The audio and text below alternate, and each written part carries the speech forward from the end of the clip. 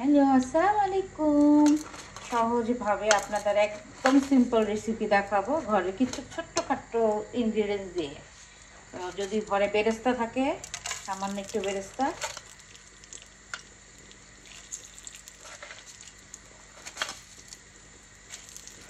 বেরেস্তা যেহেতু কড়াই আছে, আমার পরিশ্রম করে আর ভাজাভাজি করতে হবে না। একটু সাথে করবো, জাস্ট সাথে, অনলি সাথে, নো মোর হ্যাজেল। দিয়ে দিব টমেটো। আর আমি অফ ক্যামেরায় আগেই একটু হলুদ মরিচ দিয়ে ম্যারিনেট করে রাখছি যাতে লবণটা ঢোকে। দিয়ে দিব 1 চামচ ধনিয়ার গুঁড়া,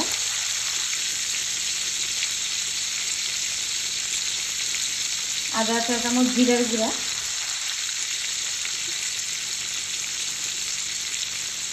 সামান্য একটু হলুদ, যেটা আমি হলুদ খুবই কম খাই,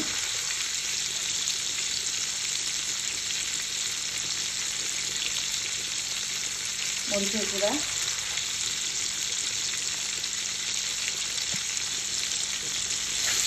নাড়াচাড়া করবো।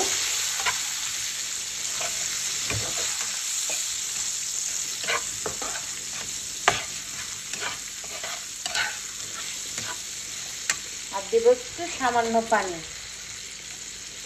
গরম পানি হলে ভালো হয়, কারণ যেহেতু অলমোস্ট ডান। আর হ্যাঁ, আপনারা এখন চিন্তা করতেছেন যে আমি লবণ দিয়েছি কিনা। না, আমি এখনো লবণ দিইনি, কারণ মশলাটা যেহেতু ড্রাই ছিল, লবণটা আমি এখন দিব যাতে সবগুলো উপকরণ একসাথে মিশে যায়।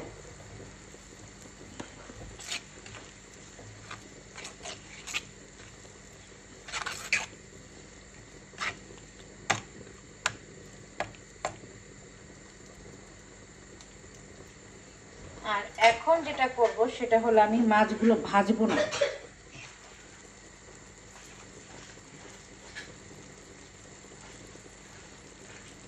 না ভেজে আমি এগুলোকে দিয়ে দিব।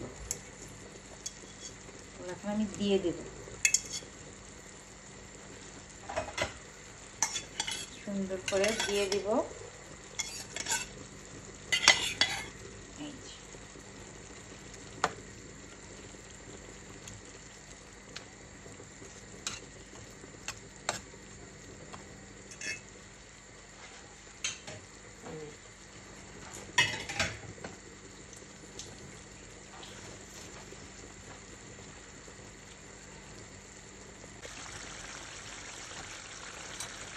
নামানোর আগে একটু কাঁচামরিচ দিয়ে দিব, আর বেশ খানিকটা দিব সেই ভাজা বেরেস্তা।